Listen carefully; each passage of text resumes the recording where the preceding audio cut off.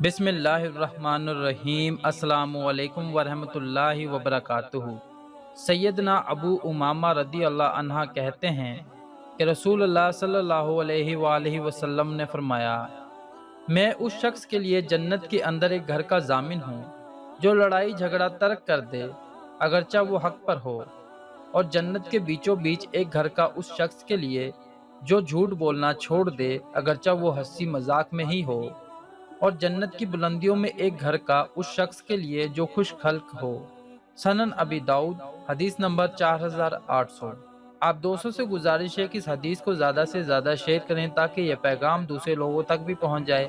اللہ پاک ہم سب کو اپنے حفظ و ایمان میں رکھے۔ اللہ حافظ۔